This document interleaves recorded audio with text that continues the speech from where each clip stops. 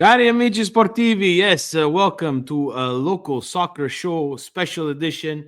We're recording here. Fantastic, guys, a fantastic guest. I'm going back in time. I'm dating myself with this guest.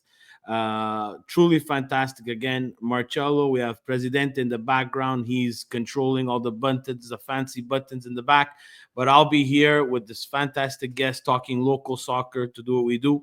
We can't put this on, guys, without thanking our sponsors, Evangelista Sports, celebrating 40 years this year. Guys, check them out online, evangelistasports.com.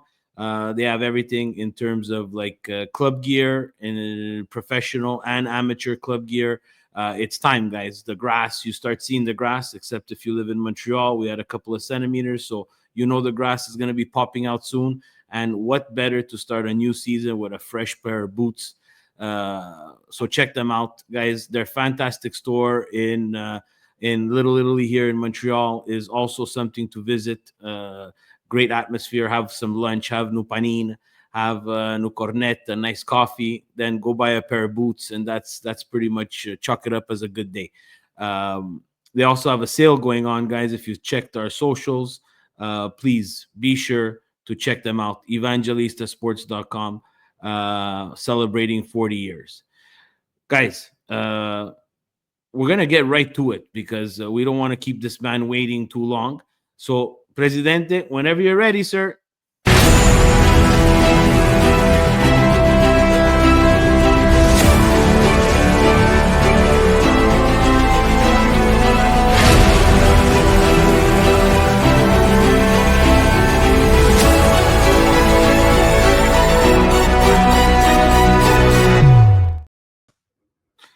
Ladies, gentlemen, children, a special, the local soccer show brought to you by Milan Weekly Podcast.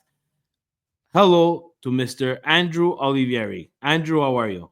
Good, Steve. It's been a while, hasn't it? Yes, yes, sir. It has been a while. So let's get it out of the way. Myself and Andrew went to high school together. So I've seen Andrew play many times. Andrew was and probably still is the athlete of all athletes, especially when we were in high school. For everybody there at Canada Soccer, guys, Andrew also played basketball. We played on the basketball team together. Good basketball player, track athlete. It's something that I said, you know what, Andrew? Through high school, I'll give you the athletic chapeau, and I'll take on the clown chapeau. And 30 something years later, we find ourselves virtually online talking local soccer. That's the beauty of the beautiful game. Incredible, Steve. That's nice. You should give yourself more credit than that. Obviously, we went to school with my wife as well, Marissa. And when we think back to high school, when we have those conversations, we always think fondly of time spent with you. I certainly do with all the sports at school, and just some great memories. And you're a big part of that. So big thanks to you. Thank you for making this ever eternal, because we all know the internet is forever. I have someone from Canada Soccer saying that I'm an athlete. This is fantastic. I check my box on my bucket list. But let's get to it. Andrew, you've been very busy. I won't lie. I follow you through all your thing. I care about what you're doing. I understand that you love the game. You've always loved the game. And I'm proud of you. I never had the chance to tell you straight to your face, but I do have this pleasure now to say, man, I'm proud of you. Someone that I went to high school with, following your passion and doing something you love. But let's introduce to people who have not known or don't know Andrew Olivieri. Where did you start playing soccer? What got you into the sport? Yeah, I think I can keep it pretty brief. I started in Montreal North. First in my family to play soccer. It wasn't my first sport of choice, and my parents put me in hockey, and I probably lasted one skate out on the ice. We're talking about the age of 4 or 5, thinking I'm going to be scoring goals and hat tricks, and didn't realize I needed to learn how to skate, and fell flat on my butt, and that was it.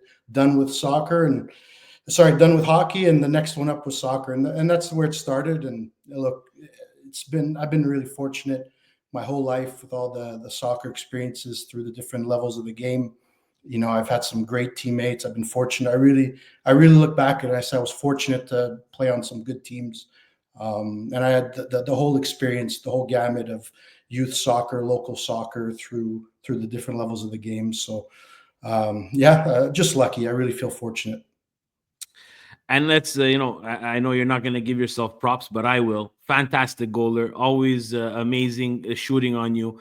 To see how athletic you were in nets and how great you did at that position. And again, it made you a student of the game, looking at the game from that perspective. So, was that a big portion of the pathway you followed to transition from player to coach? Or talk to us a little bit about that. Yeah, I think that's probably a part of it. I mean, you hear a lot about goalkeepers going into to management and so on. I'd say that's a part of it. I think just as big is I guess the adversity I had growing up. I mean, again, I was lucky to play at a lot of different levels, at provincial levels, and very little professionally, a little bit on the national teams, and I did it as a goalkeeper that didn't really have the profile of a goalkeeper. I was much smaller than you would expect, and you flatter me about the athleticism, but I wasn't the most athletic. I think I had to learn to make the most out of what I had, and I think that carried me, not just through soccer, but into these next stages of my career. And again, I keep saying I'm lucky, but really lucky to be able to stay in soccer and make it a career. Even though it's not on the pitch, not playing professionally, but being involved at some of the higher levels of the game. Yeah, and that's an amazing story. And now you're at Canada Soccer as of January 22nd. You got the title of Men's National Youth Excel Director. So we all know Canada Soccer is also like all the other companies. They give us really really big titles. Let's explain to me a little bit about this role of this director role, and what happens on your day to day. Yeah, well, it's been about 3 years I've been in this role. I uh, I got involved with Canada Soccer around the time I was doing my national A license.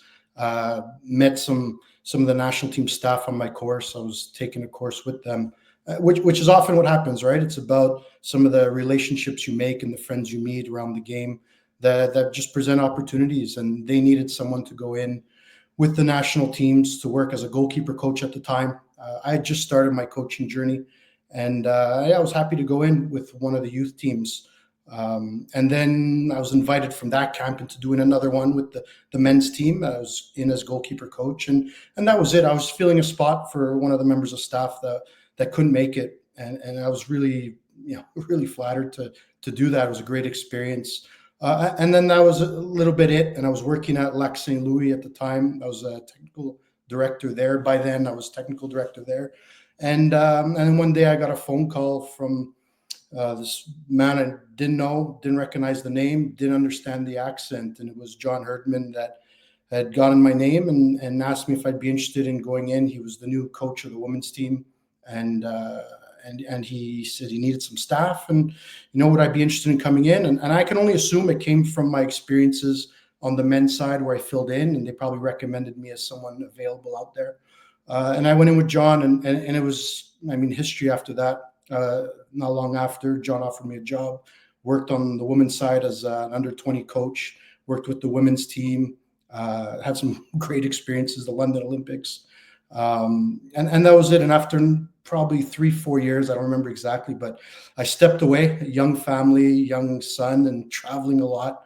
And I decided I better stay closer to home. So I came back into the local soccer landscape, worked in a region here until my kids were a bit older, and John took over the men's program and asked me if I was ready to come back. And I got good support from my wife and my family. The boys were a bit older. They're probably ready to get me out of the house again. So I came back in and took on a similar role on the men's side as I did on the women's side. I was coaching youth teams, supporting the senior team, going into camps across both. And then, the World Cup run hit, and we know what our men's team did, and they started looking like they were in the hunt to qualify for a World Cup. At the time, John was the director of the entire program on the boys' side, everything from the men's team through to the youth, building the relationships with provinces, with clubs, and so on. And it became very clear that our men's team are headed into uncharted territories, and it's time for our head coach to focus only on the men's team. And John and the organization asked me if I'd take over the leadership role through the system, essentially on the boys' side, everything outside of the men's team. So the youth system on the men's side. So right around early 2022, I shifted into the full-time role as a director of the youth system, and that's where I am since then. What an amazing journey, and a typical day for you, Andrew, in this role. Like, what do you do? Oh, typical day. There's a few different models of a typical day. The model where I am now, I'm at home all day, and I'm on calls, on video calls with people around the country, people around the world, speaking to coaches from pro clubs, whether they're here in Canada, talking about some of the youth players or learning more about a player playing overseas, watching footage, working with staff. We've been able to build a staff this year and start build out more programs than we've had in the past. There's different models of days, different times of the year. I'd say there's about 6 seasons in one year. And then there's the model of in camp, and it's just, go in camp from 6 a.m. to whatever time we shut down for the night, and it's preparing the team for competition. And then every once in a while, there's scouting trips where, just this week, I'm headed into Florida to watch the Generation Adidas Cup. All the MLS academies are going to be there at the same time, and some big European academies will be there, and that'll be just a good change of routine. So Nice. very different days depending on the time of the year. So can I sum it up like this, Andrew? And again, just in simple men's terms, you need to be around possible Canadian youth that you need to bring into our national program for future the future men's team. It's absolutely, to some extent, absolutely. The caveat to that is there's so many of them. If you think across the age groups, that it's impossible, and financially for us, it's impossible to work frequently with them. So we need to rely, which all national teams do to some extent, rely on the network of the professional game. And when I say professional, I don't just mean the pro clubs like a CF Montreal or Toronto FC. I'm talking about people professionally invested in the game, provincial associations, regional associations that work with the talent on a daily basis. So, having those relationships, having those collaborations, and then in terms of the players, well, fortunately in 2025, we can watch a lot of matches on TV through video. Every club sends us footage of their players that we can review. So I'm able to, instead of going out to a pitch, which is impossible if it's going around the country, instead of going out and watching a game in 90 minutes and seeing a handful of players, I could probably get through 3 games in 90 minutes at home with, skipping through moments that are just dead time, and it's a little more efficient. But I definitely miss the pitch, especially when the weather's looking like this outside. Absolutely. For everybody, I mentioned it at the beginning. We got snow. It's April. It's Canada. It's Montreal. It, you know, like any job, there's highs and lows. What do you enjoy the most about your job, and what do you find is the biggest challenge? Wow. I certainly enjoy being on the pitch. That's the easy one. That's the kind of the low hanging fruit, and it's not frequent. We will have a number of events a year where we do get out, get to travel the world, and I'd say see the world, but it'd be more like seeing airports and seeing stadiums and soccer pitches. Not much. There's no tourism really that goes on, but I do feel lucky to experience different parts of the world. But definitely being on the pitch is the easy one. But deep down, I also enjoy the system building. I enjoy putting something in place that, quite frankly, wasn't there when I was growing up as a player. Talent ID system, an identity to our youth national teams and align it with our senior national team. I enjoy that stuff. I always really have, and I think that's why I was so content moving into this world. And it's certainly some of the better part of the job. And the flip side of it, I'd say, well, if you ask me what I enjoy the least, it's the tough conversations with players.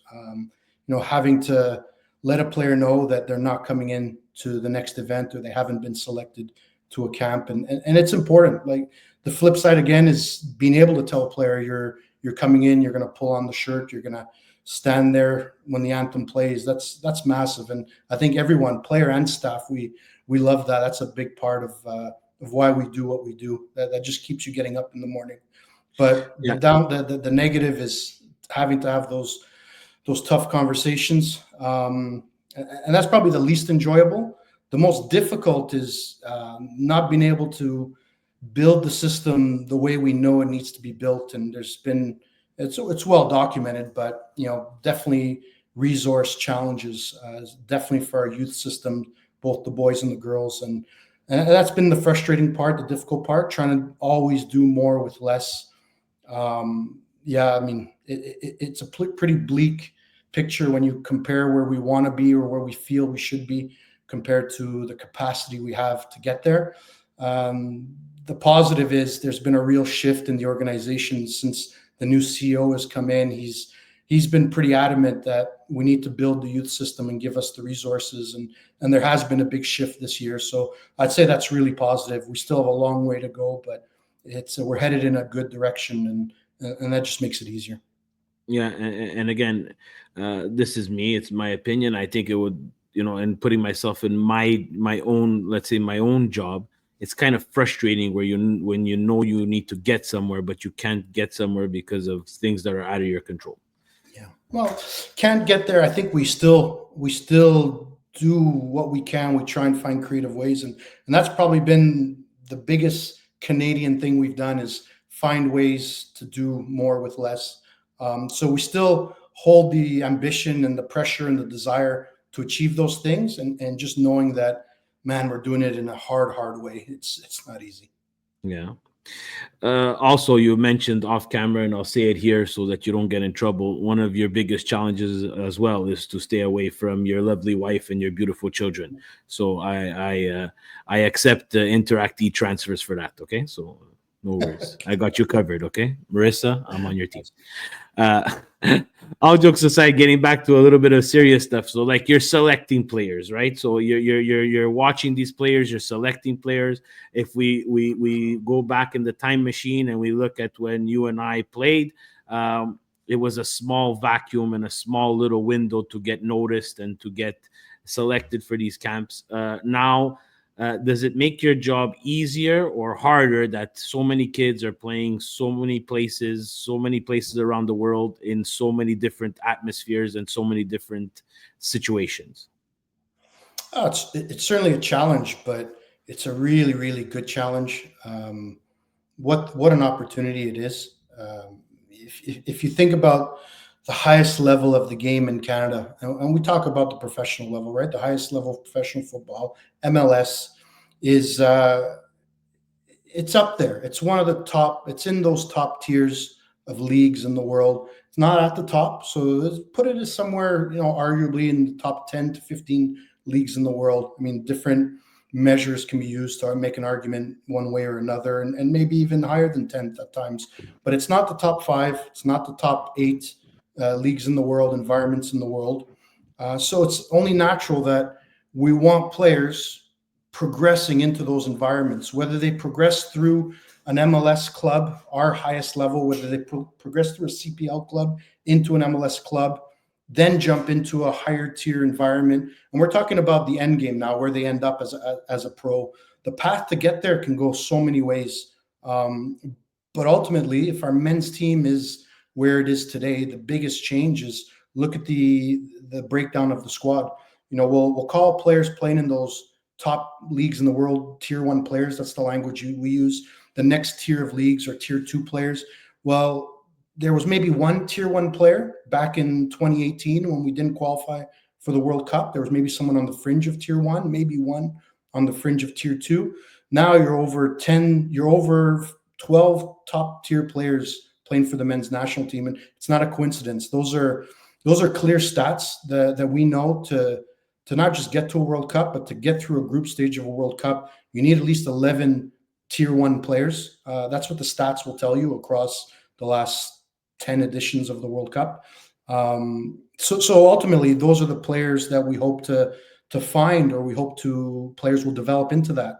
and that's their personal journey. That's their personal careers. We're just a stop along the way. When there's a national team event, they come in, they're selected or not selected, and they come in for a 10-day period, 12-day period, or for a competition, and then they're out and they're back into their daily football lives. So it's that parallel journey through their club, which is really their day to day, and then through their through the few national team opportunities that kind of combine and work together and collaborate in propelling their careers to higher levels. So I probably went off on a tangent there, but I'd say it's a really good thing to be having to go and look for players in Canada at the highest levels who are following a path, and then also be able to go out and look into other environments. It just means there's more opportunity for these Canadians.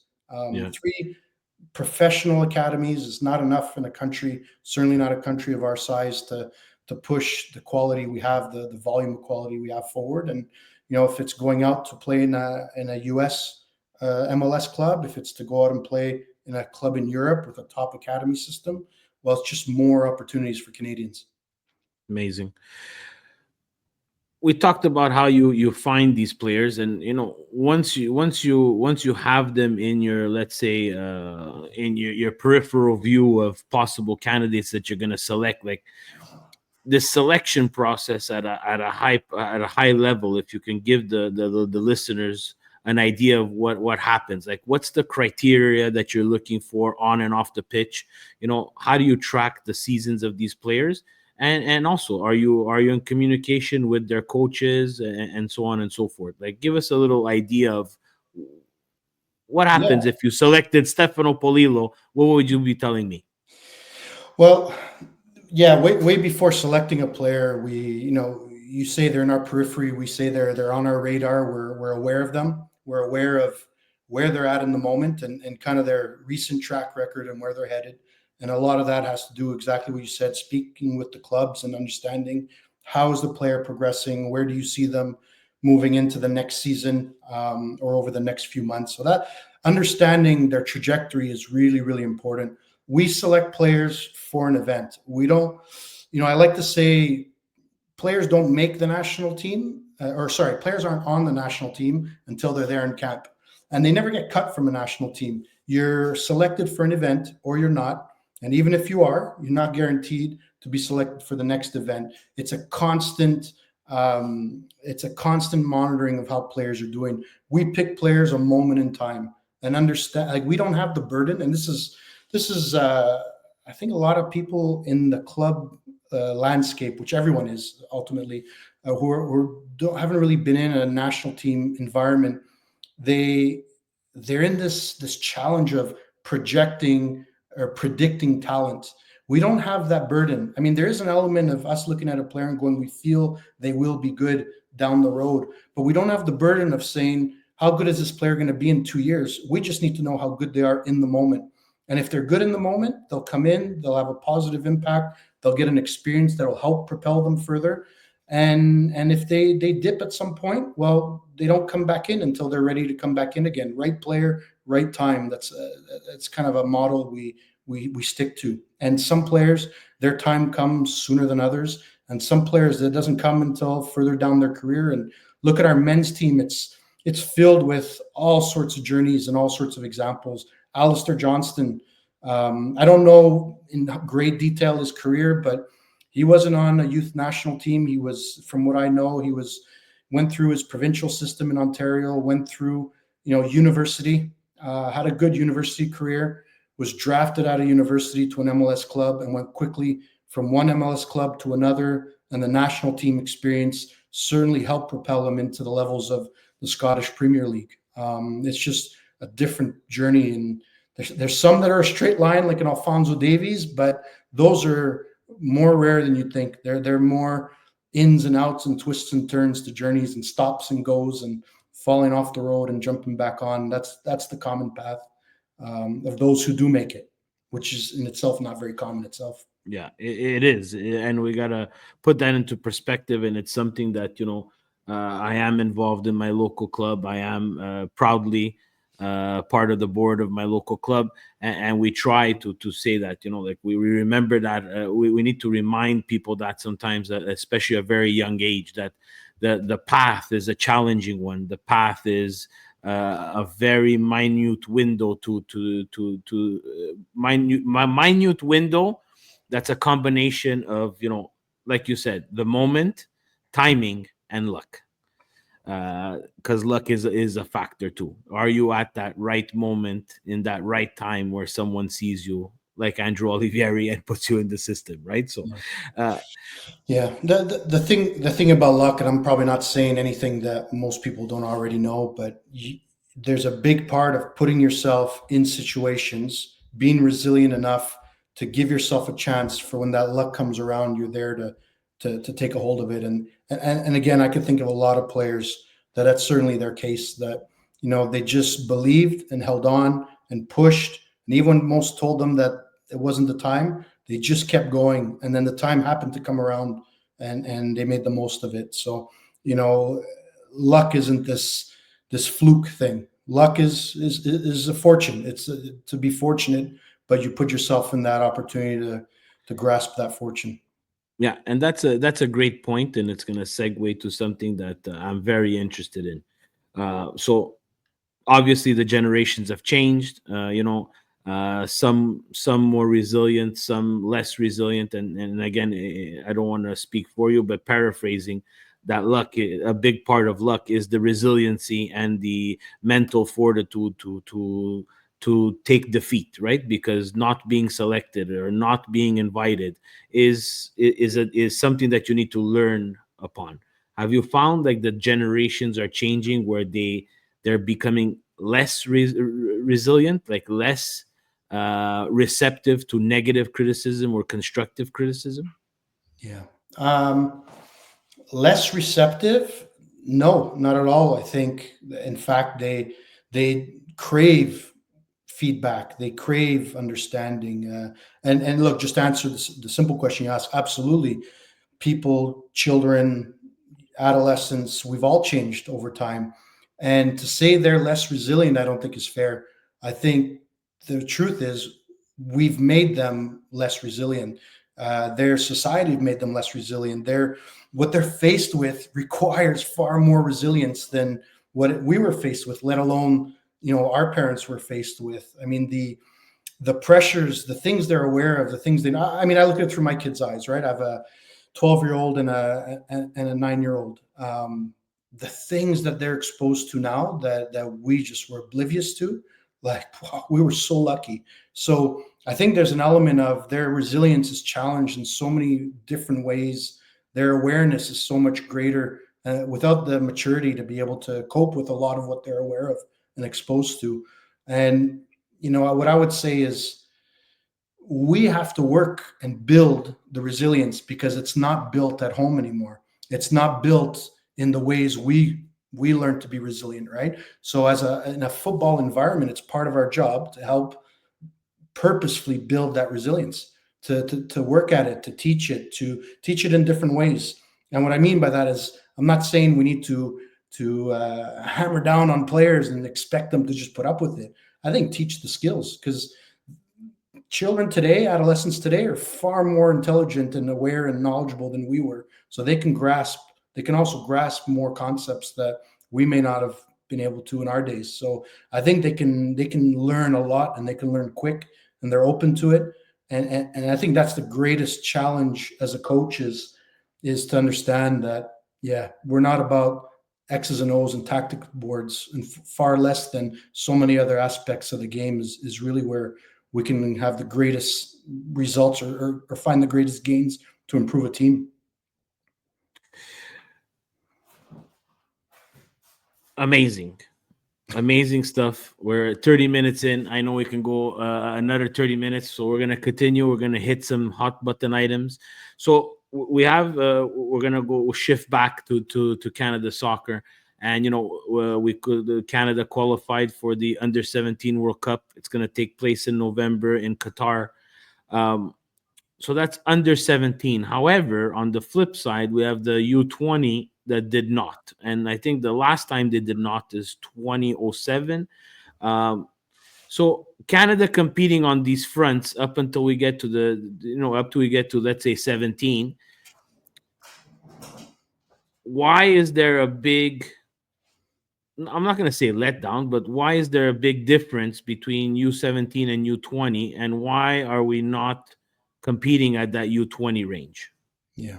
Look, those are big questions. I think there's a lot of reasons. I mean, this is the space I live in. These are the questions that we ask on a daily basis, and number of factors. The first and the simplest one is, as I mentioned, in terms of resources, we've been quite limited, and we're improving, and it's fantastic. But what that actually means is, to give you an example, what our continental or our regional rivals, Mexico, US, what they do in terms of events and activities and bringing players together and getting international experience and matches and training.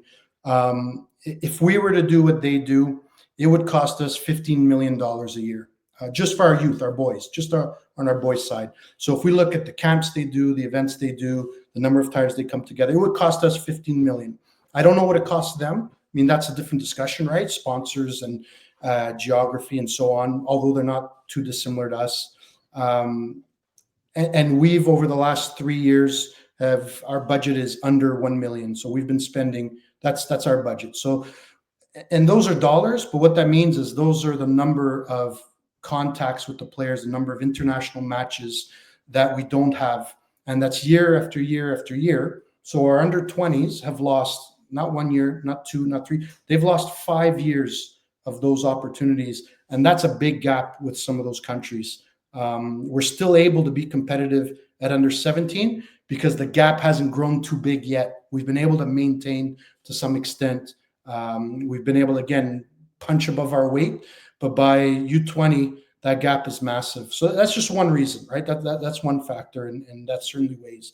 I think another factor is probably the largest gap in our game when we talk about the high performance level, and I mean our game in Canada, our structure in Canada, is between the age of 17 and a mature pro. So when a young talented player is 17 or younger, we're actually quite good as a nation. And I'm saying this on behalf of many other countries that come in and scout at events like GA Cup. You speak to scouts from Portugal, from Benfica, you speak to scouts from Manchester United, and they'll look at our 15-year-olds, our 16-year-olds in an MLS academy, and they'll go, they're comparable. You know, maybe not comparable to the top academy, but as a whole, our players are not far off. In fact, are very, very competitive and like for like, in ways, right? In ways, there's certainly ways that they can be better. And it's not to say that there isn't improvements our system can have until then. But from the age of 17 till a player is a mature pro, we have a real challenge in our country. That's our biggest challenge. The work that's done at grassroots is incredible. And I know that's a big topic here on a regular basis. And there's always a lot of talk about how it could be better, and that's fair. But sometimes you just step back and look at it and go, my God, it's incredible compared to what other countries can do at the grassroots level at those younger ages. But the 17 to and I keep saying 17 to mature pro, because there is no age for mature pro. There's mature pros at 18 years old. And then there's some pros need to be 28 before they're a mature pro. We're really good at signing young players into professional contracts, but are we good at that bridge between that point and being the established pro and able to compete and able to contribute and able to be resilient and sustain? We have a challenge with that. And that's not a knock on our 3 MLS clubs. It's a reality that we don't have more environments than 3 MLS clubs with an academy into a pro club, into a pro team. Can they do better? We all can do better in all aspects of our organizations, but we have to give it to them that they're providing those 3 environments. They're investing a lot of money into those environments, but that's all we have. We don't have 80 pro clubs, which is 80 environments for 80 groups of players to have to bridge that. And when the 1 out of a club makes it, or the 1 out of 10 clubs makes it, well, you've just fielded a starting lineup. Fantastic. We only have 3 clubs. If 1 make it in each club, that's 3 players. So that's a big gap that we still need to mature as a country. Can the CPL help that. They absolutely they can and they need to. Whether it's through academy systems development and again, this isn't only about the system. Sorry, the academy system. It's about how do we manage players once they do make the jump to the pro environment to help them over those first few years, because they're not full pros, although their contract says it. They're still in a new environment. They're no longer worried about being the top of people who are their age and younger. They're actually trying to be the top of everyone who's older than them. That's a whole different dynamic. They're not taught to do that. They've never experienced that. So, Different world, anyways, different. those would be two major factors why by the time we get to U20, there's a gap with U.S. Mexico, but also with Panama, whom all players are playing professional, and they've been playing professional in Costa Rica, and so on and so on. But I am optimistic. That's something that we're shifting. Just being able to have more events and do them in FIFA windows, and that's probably the third reason I'll share. I think for clarity, for everyone's aware. Limited resources. We've always had our staff work across the senior and the youth. And we've also had some good players playing in the senior and the youth. So the first generation of under 20 that I took on, I was a month into the job. I was told, pick a squad. And I was told, well, pick a squad, but you can't have these guys. Why can I have these guys? Well, they're in the senior team and we have a qualifying, we have a match. Okay, who are those players I couldn't select? Alfonso Davies, Jonathan David, Tejan Buchanan, not Kamal Miller at the time. There's a handful. You can go on and on. There was about 6 of them that would have made a world of a difference, but they just weren't available to us. But our senior team's matured now, and there's more talent. There's more talent at a good age now, and yeah, that's just another factor. But we certainly know that we need to be in the top 3 in CONCACAF at under 20. That's our next step. When I came in, our goal was to be top 3 at U17, and I think we've solidified that to some extent. 3 World Cup qualifications in a row. We're top 3 in the ranking at 17, and now that's our next mountain to climb, is be top 3 at the 20s level. Amazing. We also said, you talked a lot about holding these events and being able to do more. I'm not gonna lie, weather plays a factor in this too, right? Like you're kind of blocked for a certain amount of times due to, like, we don't have facilities that are ready to open their doors for you to take you in, and in the winter months, and do something that maybe can help the program. Do you think that's a big challenge? Because if we compare ourselves in the climate with, let's say, the United States, I'm pretty sure Florida is pretty nice in the middle of December, and so is Texas, and so on and so forth. And if we go to Mexico, they don't even know what snow is. And I think if it's 15 degrees in Mexico, they might cancel their event, right? So does the weather play a big factor, Andrew, in this whole thing? Well, it does when you talk about bringing a group of players together that are not all over the country, but all over the globe.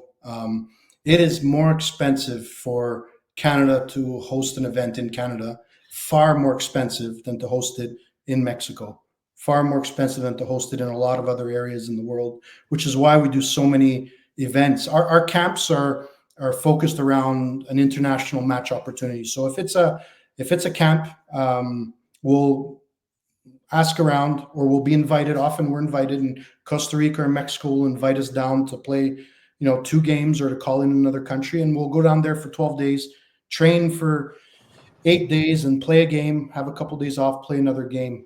And that's far, far less expensive, significantly less expensive than having a camp anywhere in Canada, because the cost of flying around Canada is enormous. The cost of facilities are enormous. The weather. So now you're talking about, the right location, depending on the time of the year, and also where the players are coming from. So a lot of players are coming from, whether it's Europe or the States. Well, it's easier to fly them down to some countries rather than across time zones and head out to Vancouver, perhaps. So those are all factors we'll weigh. There are times where just a camp in Canada makes a lot of sense.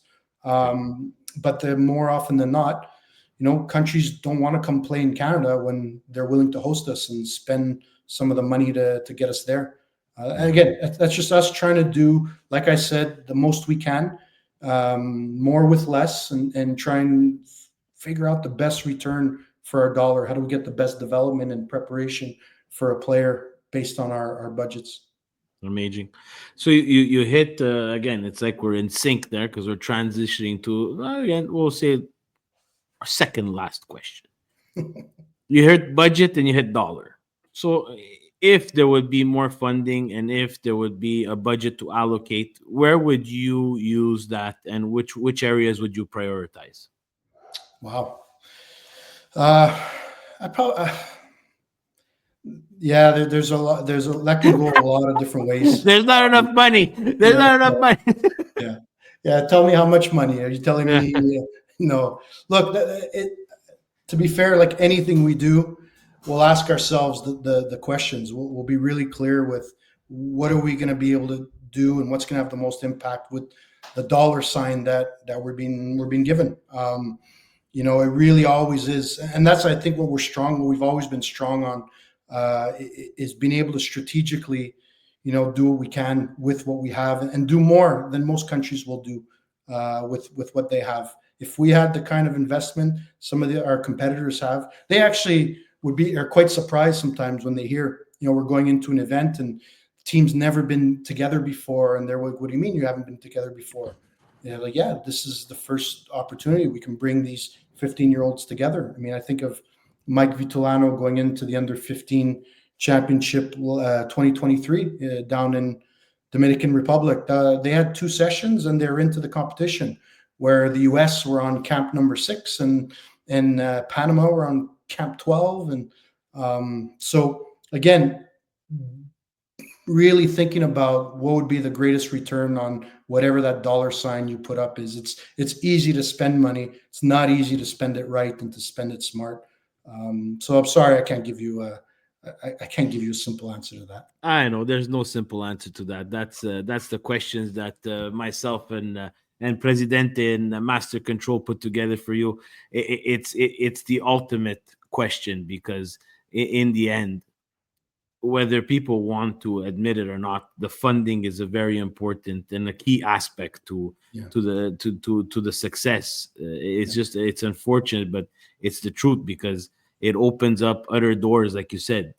You can meet with your team 4 times before the tournament, or you can meet with your team once. It's a big difference in terms of your preparation. So, yeah. But uh, what I will say is, and I said it early, the new leadership in the organization have done a really impressive job at not just finding ways to bring in money, but really having a clear vision and plan on how to go about it, and maybe a new way to fund the organization. So it's been exciting, watching it happen. And again, like I said, our budget has always been under 1 million over the last 3 years, and this year it's gone just above 2. We've more than doubled, and that's incredible. Like it's really that's heading in the right huge, direction.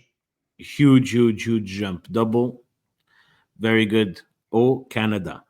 Uh, we're going to shift to a little bit of lighter segment there. Final way, 45 minutes in. Thank you very much again, Andrew. Thank you, Canada Soccer, for letting Andrew be on the show, as always.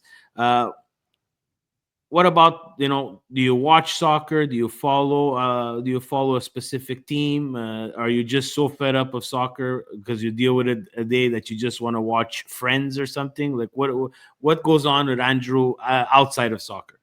No, I do watch what I can. I don't get a chance to watch a lot casually, but I do enjoy when I can.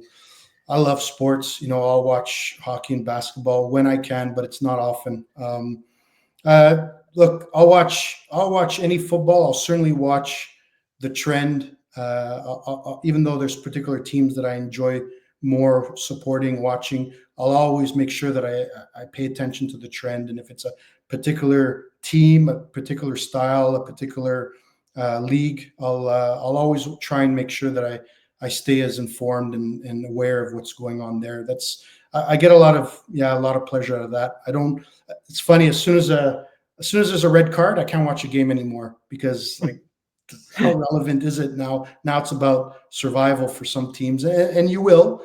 I'll watch a game where there's a team that gets a red card out of curiosity to see how they approach it, or how the other team approaches it. But it's just something about, well, that game's not the usual game anymore. I'll move on to watch something else now. Mhm.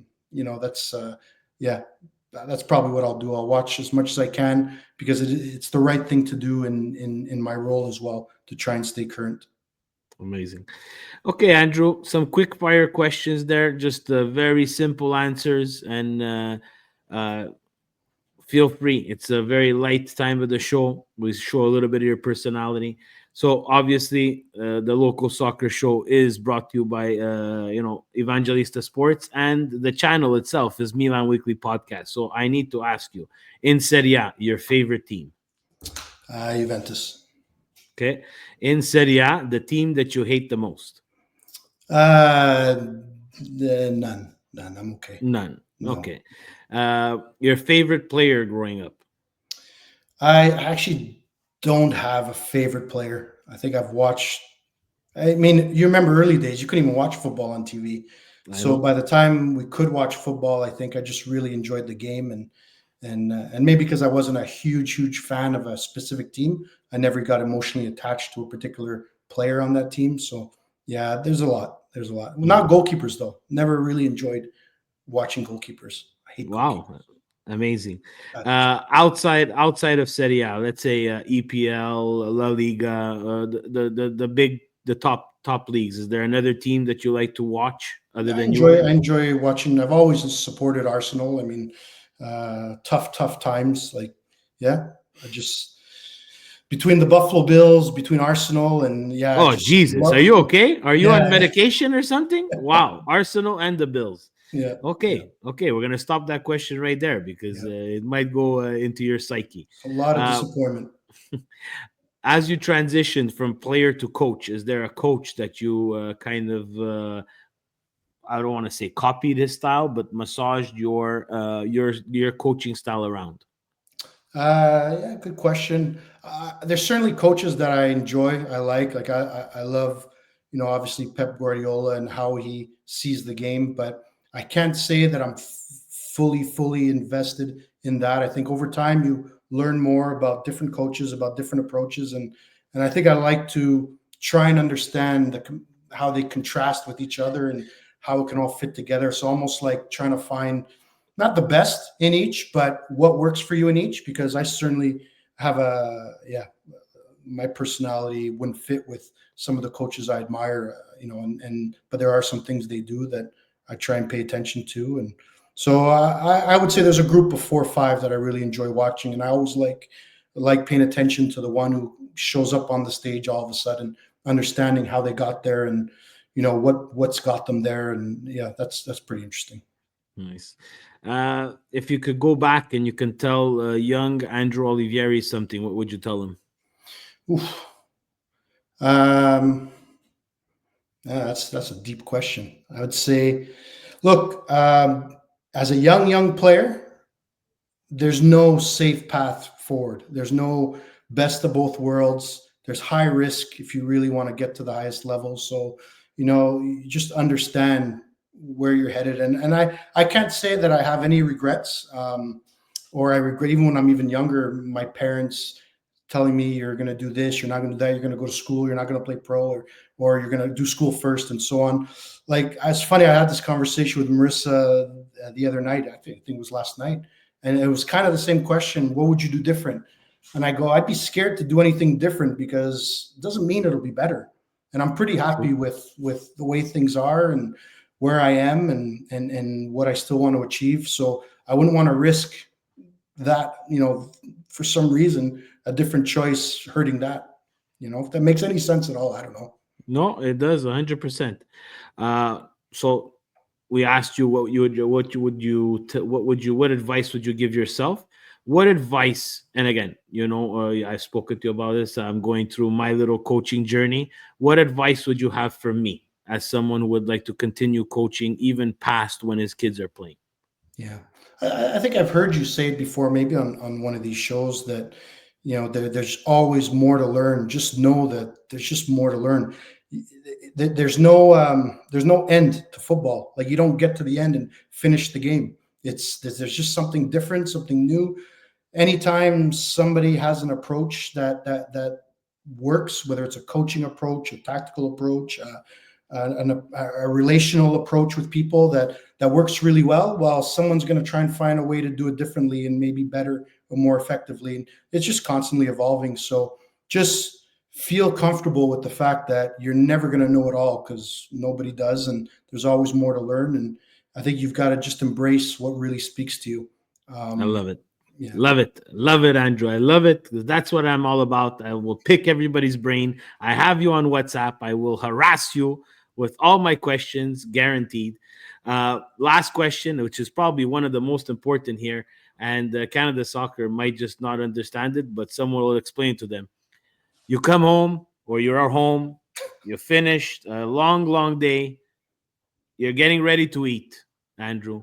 You're Someone is making you pasta. I'm not gonna say it's Marissa Nessa. Maybe it's you that's making pasta. You boil the water, and you have two choices: penne lisce or penne rigati. What do you choose? Steve, no lines, no frills, clean and simple. That's it. Just like AC Milan. They won more Champions League with a nice plain outfit, didn't they?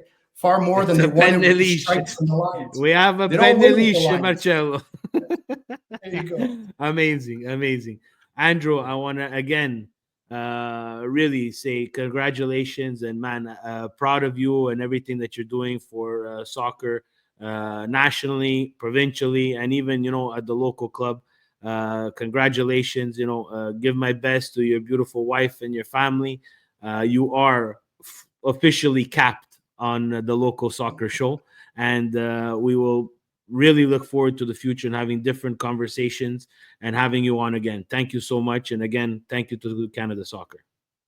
Steve, thank you. Thanks, Marcello, for the invitation, and like really, really, like, big thanks to you for what you do. I think it's great that you do this, and for the community, and for anyone and everyone that watches. I think just being able to talk about football, especially local football, yeah, you deserve a lot of credit for it. So you guys are awesome. Thanks, Steve.